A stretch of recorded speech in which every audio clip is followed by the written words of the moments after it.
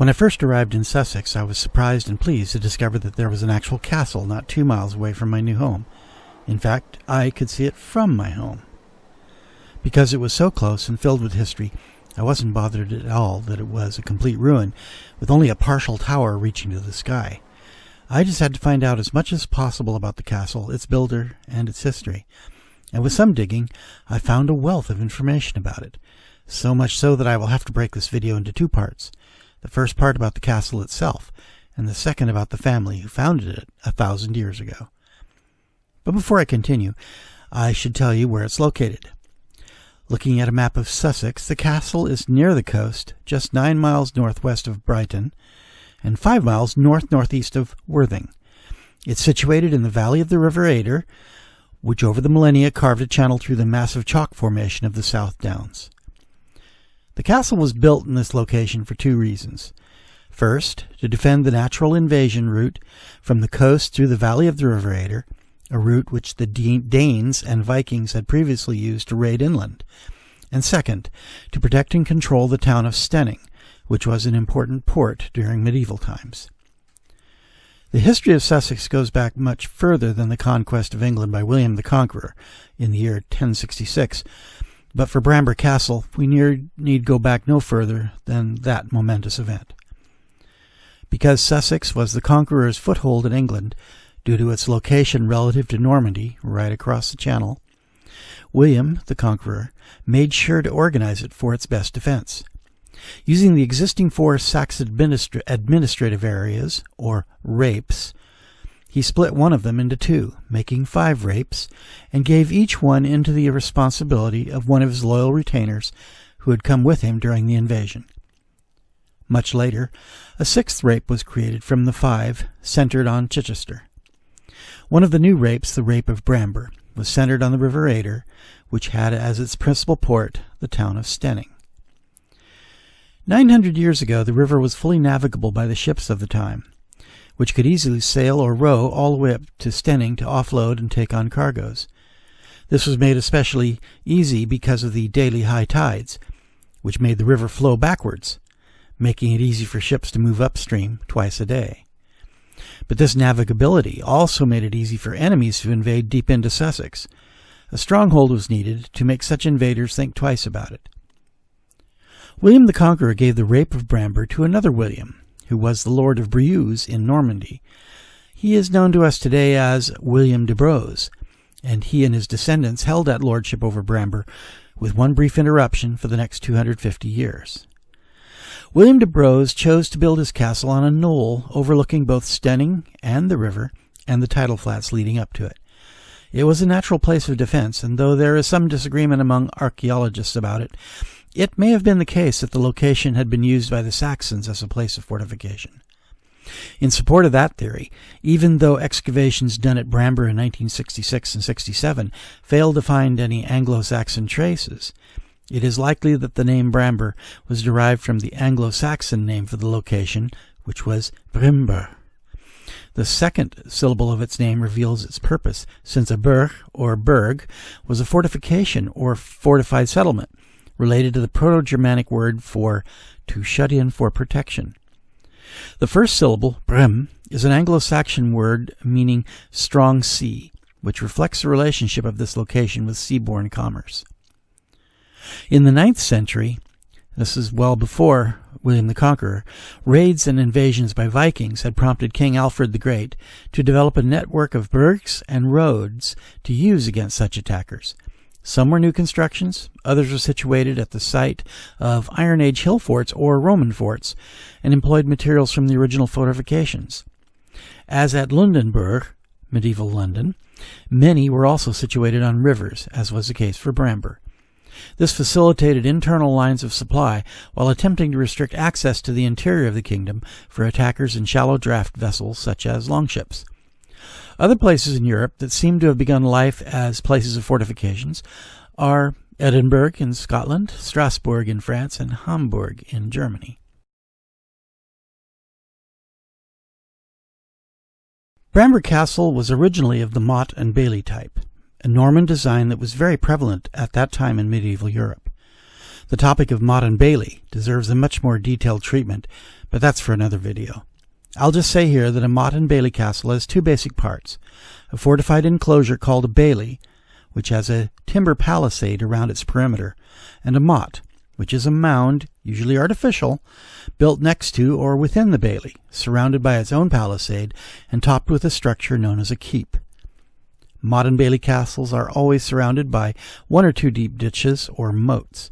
Sometimes the bailey is divided into two or three sub-baileys, called with various names such as inner or outer or upper and lower. The timber palisades of Motte and Bailey castles that were occupied for extended periods would generally be replaced by stone or masonry. Moats are famous for being filled with water, but this isn't a requirement. Whether there is water in a given moat is a matter of what's available in the local area. If there's a river or lake next to the moat, it might be diverted into or channeled through the moat, but they are frequently just ditches that make an assault across them seem very impractical. Bramber Castle is of a somewhat atypical Motte and Bailey design, as its motte was not to one side of the bailey like many of the others, but placed in the middle of it. The natural knoll on which Bramber Castle stands rises about 100 feet above the level of the River Adur, and it's somewhat D-shaped. North to south it is 560 feet long, and is east to west 280 feet wide. The motte is believed by some authorities to have predated the arrival of the Normans, and that it was built by the Saxons. But because this kind of fortification was not typical of Saxon work, it was most likely built by the first William de Braose. It's 30 feet high now, but may have originally stood closer to 40 feet above the level of the bailey, and was originally surrounded by a ditch. The ditch was later filled in, apparently by using the material in the motte, though more material would have had to have been brought in to completely fill it. When de Braose built the castle, it was bounded on its north and east by the floodplain of the River Adur, and it had no moat, the original knoll itself serving as a natural defense. The first William de Braose was also responsible for the building of a causeway across the tidal flats between Bramber and the village of Beeding. This included two bridges, a privately owned pier, and a toll station. Upon its initial occupation, Bramber's bailey would have been enclosed by a wooden palisade. This would have been done quickly, as the site was surrounded by innumerable trees at the time, providing plenty of lumber for its construction. The building of the motte, however, would have been another matter. It would have taken several months and a large number of laborers to pile up material to form the motte. At first, the digging of the protective ditch around the motte would have provided the needed material, but in time they would have run out of easily accessed material, and the rest would have had to be obtained from outside the castle. Although it does seem reasonable to me that it could have been obtained from what eventually became the castle's moat. That's my theory, anyway. The moat wasn't completely dug until much later. Because of the central position of the motte with its ditch, the bailey was effectively divided into an outer and an inner bailey, meaning that this castle had three inner defensive zones, with the entrance to the motte being on the back side in the inner bailey. A later de Braose, probably no later than the early 1100s, turned the castle from the Motte and Bailey type into the enclosure type. This meant that the timber palisade was replaced by new stone curtain walls. The motte was abandoned as part of the castle's defenses, with the ditch around it being filled in. Additionally, a stone gatehouse and keep were erected at the entrance to the bailey, and a cobbled road was built through it. It was at this time that a moat was dug around the knoll, increasing the defensibility of the castle. It was a very deep moat, which would have required a great deal of labor to complete. Though it was near a source of water, the River Adur, it was nevertheless a dry moat for the most part. At each high tide, as the water of the River Adur spilled over its banks and covered the floodplain to the north and east, water rose to cover the marshy ground there. During these times, water may have filled the eastern part of the moat, but the bottom of the rest of it was too high above the river level for the water to reach it. But even without water, the depth of the ditch and the steepness of its sides made an excellent work of defense. As it happened, however, Bramber Castle was never in its history subjected to a siege, and so its defenses were never tested in war. At some point in its first couple hundred years of operation, a new tower and a service area was added to the east side of the motte. When this was added isn't known. King John of Magna Carta fame confiscated the castle from the de Braose family in 1210, and it is known that he enhanced the defences of the castle at that time. Wait a minute here. Enhanced? What's with the sudden British pronunciation? You're a Yank. Oh, oops. First of all, British bride, that's how they pronounce the word in Boston, Massachusetts, or so I'm told. So why can't I? Well, you're not from Boston, Massachusetts. I seem to recall that you're a Yank from Washington and California. Okay, I messed up. I've been living here among you Brits for so long I'm starting to sound like you sometimes. Yeah, that's okay. I love you anyway, you Yank. Anyway, back to the castle. Yes. As I was saying, King John of Magna Carta fame confiscated the castle from the de Braose family in 1210, and it is known that he enhanced the defences of the castle at that time. Enhanced? That's much better, you Yank. Thank you. The tower probably had at least 2 floors above ground level and was used either as a residence or for observation of the tidal flats, or both. In addition, the new gatehouse was turned into a keep, standing 70 feet above the ground, with the entrance to the castle moved to its west side. In 2010, remains of a number of buildings in the northern Bailey were discovered using non-invasive geophysical instruments. One such instrument was a flux gate gradiometer, able to detect tiny variations in the Earth's magnetic field caused by hidden anomalies in the ground, such as archaeological and geophysical features like pipes, cables, waste drums, and other signs of human activity. The other instrument used was a ground resistance detector, capable of locating buried structures such as building foundations.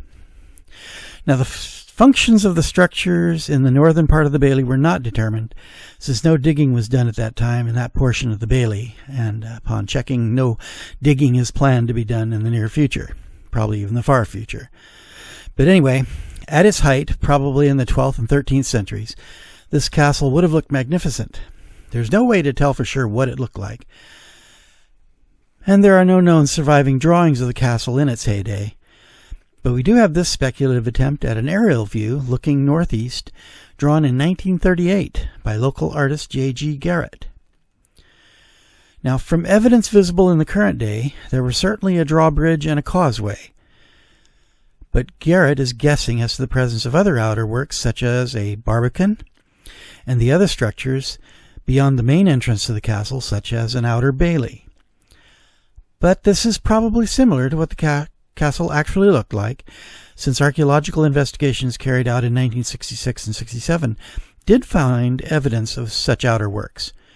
Garrett's drawing leaves out one major element, the tower that stood on the east side of the bailey, whose lower ruins are still found at the castle today, and are attested by illustrations made in the 17th century. Today there is very little left of the castle's once impressive works. Part of the castle's stone curtain walls remain, but after the castle was largely abandoned in the 1400s, while some of the curtain wall fell into the moat, most of its stone was robbed away by the locals to be used for other buildings in and around Bramber village. It also appears that the south wall of the gate tower and some of the nearby curtain wall collapsed into the moat near the bailey entrance, as seen here. It's firmly believed by archaeologists that this was due to soil erosion rather than any hostile activity. It is said in some sources that the castle was involved in some sort of battle in connection with the English Civil War in the 1600s, the usual claim being that the castle was bombarded by cannon that were placed in the transepts of the St. Nicholas Church, right next to the castle, and that the destruction of the castle dated from that time. This is almost certainly false. This was after the time that the castle had been owned first by the de Mowbray and then the Howard families, who eventually became the Dukes of Norfolk, for over 300 years and had been allowed to slide into ruin and neglect. Władysław or Wenceslas Hollar, a prominent Bohemian artist engraver, apparently visited Bramber Castle during the time he was employed by its then owner, Thomas Howard, the 21st Earl of Arundel, during the early to mid-1600s, and made at least 2 sketches of the castle.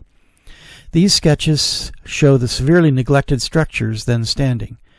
The first sketch looks north, apparently drawn from the vantage of what is now the main road through the village of Bramber.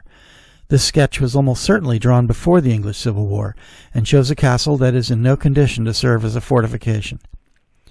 The destruction of the transepts of the church has been attributed to the emplacement of parliamentarian artillery in them, But as can be seen from Hollar's sketch, and when you look at the church itself, the transepts weren't of any size for such an emplacement.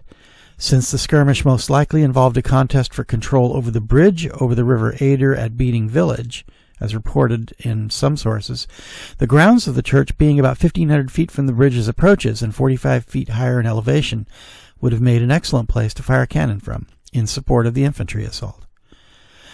In further evidence of the uselessness of firing at the castle from the church, Hollar's sketch clearly shows that the castle's primary defense work, the gate tower, lacked its southern wall and couldn't have been used for any form of resistance.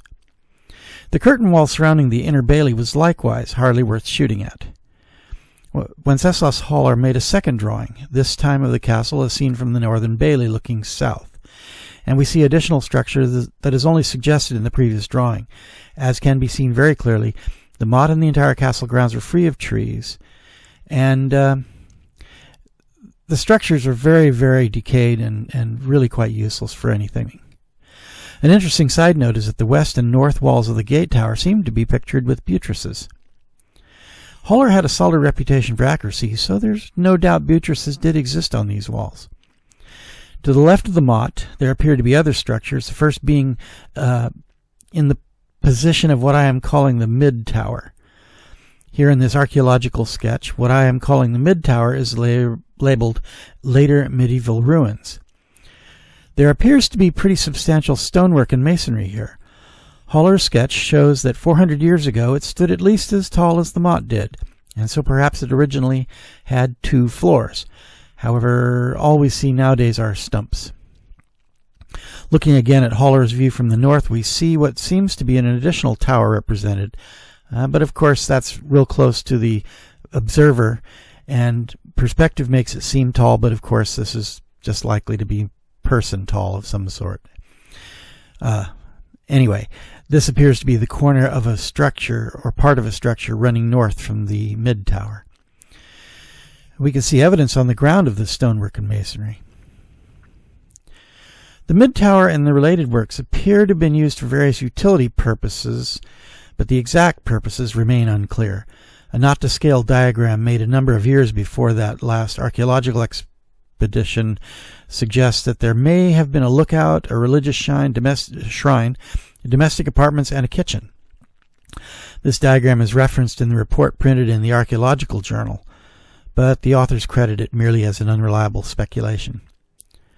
After the last de Braose baron passed away and ownership of the castle passed to the de Mowbrays, its ownership eventually passed to the Howard family, of a later creation of the Norfolk dukedom, and it continued to deteriorate through neglect.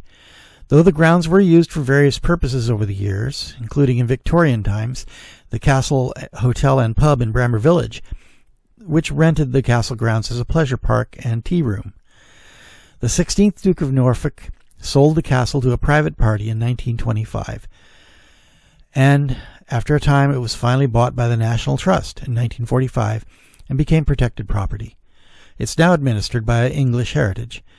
There isn't much left of the ancient castle at Bramber, but its history seems to be engraved upon its remnants, as is the early history of England. It's a lovely place to visit, open every day, and a fine picnic spot. The remnant of the original gate tower and keep has an interesting subhistory. The reconstruction to the right was drawn from investigations conducted in 1966 and 67, and indicates that the tower originally started out as the main entrance to the castle and did not stand as tall as it does now. But when it was turned into a keep, by blocking the road entrance, it was raised to its current height. On what would have been the west inside wall of the tower, we can see the holes provided for the floor beams of the tower. One of the interesting parts of this tower remnant is the intramural opening. What was the purpose of this interwall opening? It seems the archaeologists couldn't come to any conclusions, though they speculated that it was an above-gate access into the keep, making it possible for persons to move between the keep to the gateway wall above the castle's presumed new entrance. While I was getting up close and personal with the gate tower remnant using my binoculars, I noticed something that isn't obvious unless you use binoculars, and that is a little bit of defacement or graffiti inside the intramural passage. You can clearly see the letters DJMCH. but I don't know what these letters signify, or who might have engraved them, or how long ago. These seem to be quite old, but how old? No clue. Below them there is a number that is clearly visible, 1891. I'd guess that this represents a year. Since it is still very readable, it hasn't been there very long. So perhaps we can presume that 127 years ago some daredevil decided he would climb this old structure and put his own stamp on it. Perhaps it was someone named Edison, which is the word or name appearing above the letters DJMCH. I kind of think that those 5 letters came before 1891 and Edison, so maybe Mr. Edison is the person who wrote the 1891. I'll leave you with the one part of Bramber Castle that is in excellent shape and still in full use. That part is the church, St. Nicholas Church. It's been damaged and repaired many times over the centuries, but it still serves the people of Bramber Village who worship as members of the Church of England every Sunday.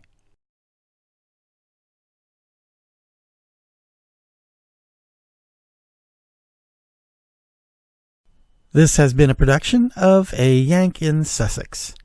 If you've enjoyed this video, please click like and subscribe. If you want to get notifications when new videos are posted, click the notification bell. Thanks for watching. You have a good day.